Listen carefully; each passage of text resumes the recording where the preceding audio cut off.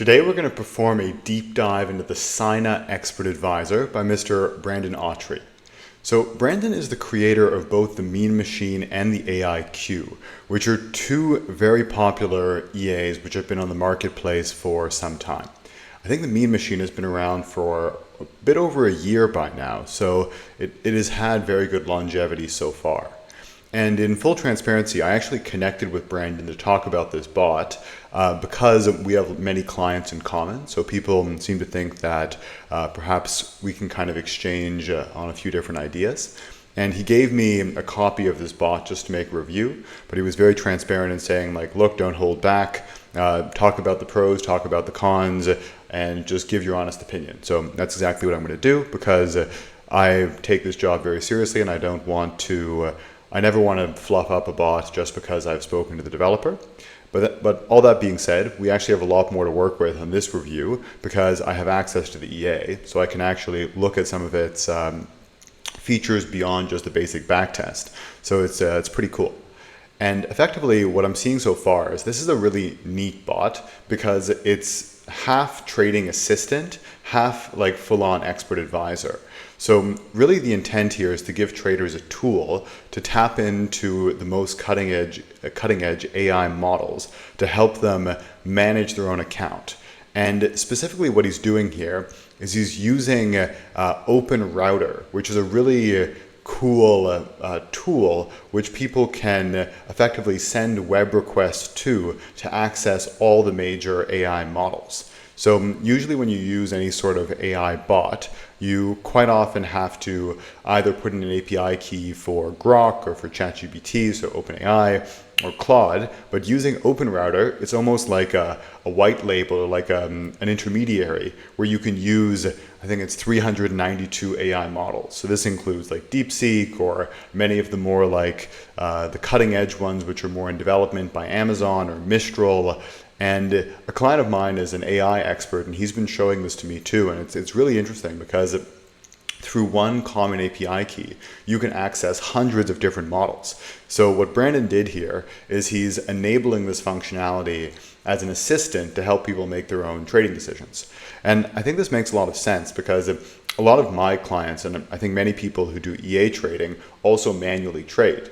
But perhaps when you're looking to like perform sentiment analysis or know where should I place the stop loss or even just do a quick news check, being able to tap into the power of LLMs is pretty great, even for your own manual trading. So giving people a tool in order to do this and which automatically sends data to the LLMs is pretty useful. And effectively, what Syna is doing is not only will it ask for some pretty basic information, it will also send over a lot more like complex technical data points like indicator values, a look back period of candles, and put this in a prompt in such a way where it can get a better response from the LLMs than what you would just get by asking a simple prompt to ChatGPT.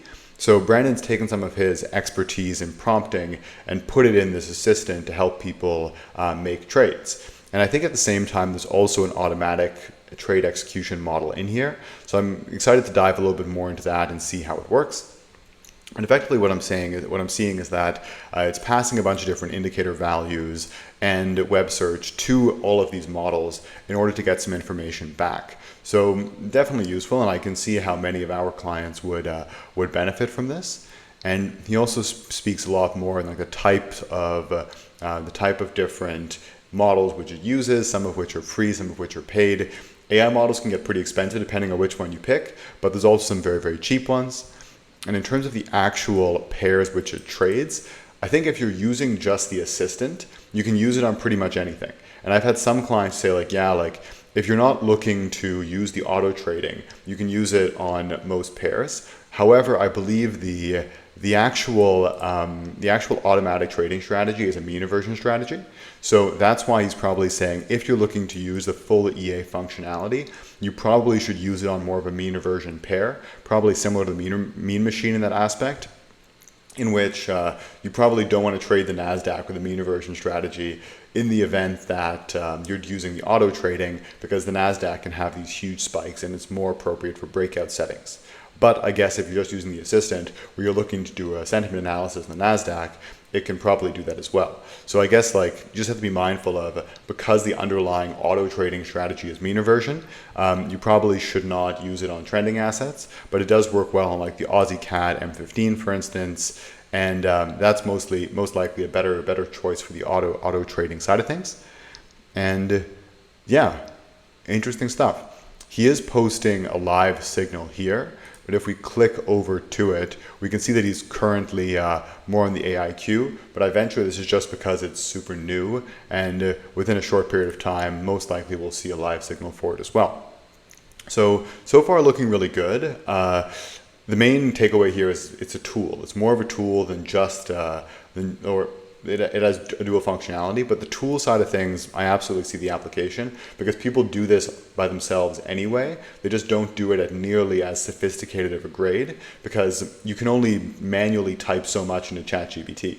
And if you have something that takes a ton of really good data points and feeds it to the models, and you can feed it to 400 different models, there's definitely a good application for that.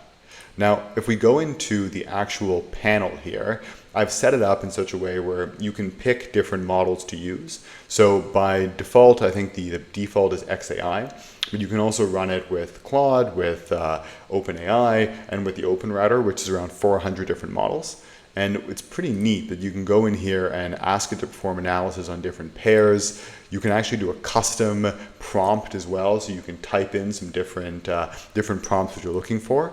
But the most basic one I did was just press forecast, where it will send a bunch of data based on the current pair, and then essentially get some data back. So current market drivers appear influenced by recent data signaling potential Federal Reserve rate cuts.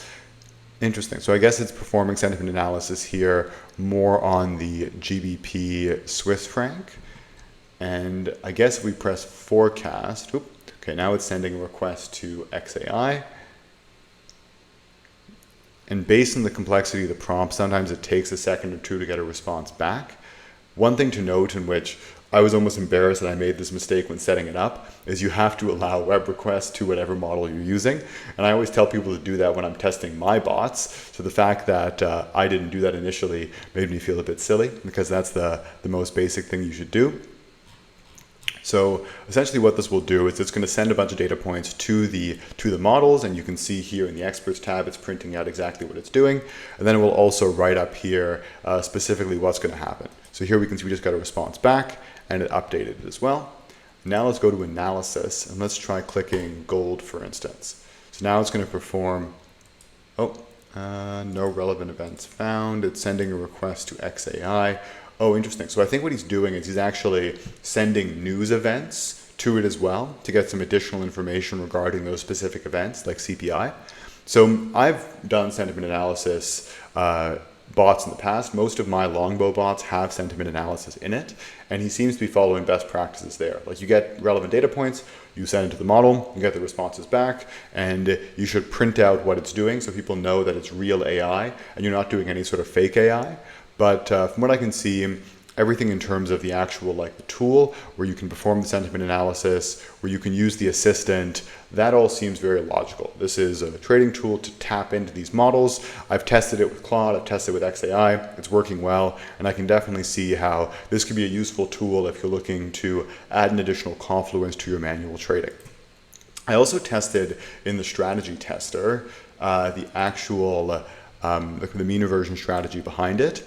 This one, I believe, has a bit of a recovery aspect to it, but in speaking with him, I think you can turn it on or off. So I guess it depends on the user. This goes to show why, if you are going to use the auto trading function, most likely it would perform best on Odd CAD, New Zealand CAD, and Aussie New Zealand dollar. And I think you as users in the inputs have the option of turning off if you want to have a recovery function or not. It should be in here somewhere. Recovery, balanced, market orders. I'm trying to see drawdown management. There we go. So here you can, this makes sense. If you want to put a drawdown cap on it, you can as well. So I think he's giving you the functionality. Because frankly, some people like recovery, some people hate it. So if you like it, you can do it, and there is the option of the equity stop loss here.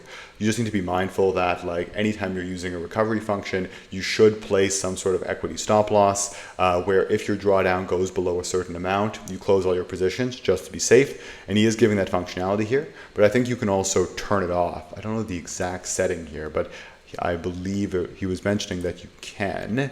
And oh, here we go. Recovery coefficient, you can kind of play with it, and this shows the lot multiplier. So I imagine if you really hate recovery, you can probably turn this factor off. Max open positions, yeah. So this you could probably just set it to 1 and it would automatically turn off the recovery function.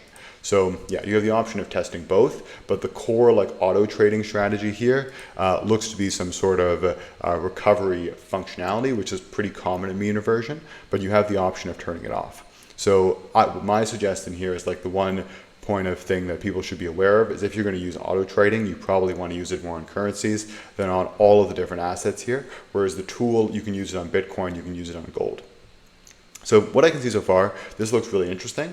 Brandon is a very sophisticated AI developer. So all of the tools are really cutting edge, and you can use it to add several additional confluences to your normal manual trading. The auto stuff, I think, builds on the success of the mean machine and shows that if somebody's going to use a recovery style system, Brandon is probably one of the best developers at making those out there, because his win rate is significantly better because of the AI than most normal developers. And this makes it so that you don't go into drawdown nearly as often. At the same time, if you want to use that system, he also added the safety features to protect your account, which is very smart. So yeah, it's a very impressive bot as per usual. And I think it's good both for more manual traders who want the tool and people who will be looking more for an automated function. So yeah, like he's a very talented guy, and this looks to be a very impressive bot. So I'm curious, I'm sure I'll hear from my clients how it goes over the next few months. But if you guys have any experience with it so far, excited to hear from you in the comments. And yeah, really impressed with his work as per usual. So guys, take care. Hope you enjoyed the video. I'll see you in the next one.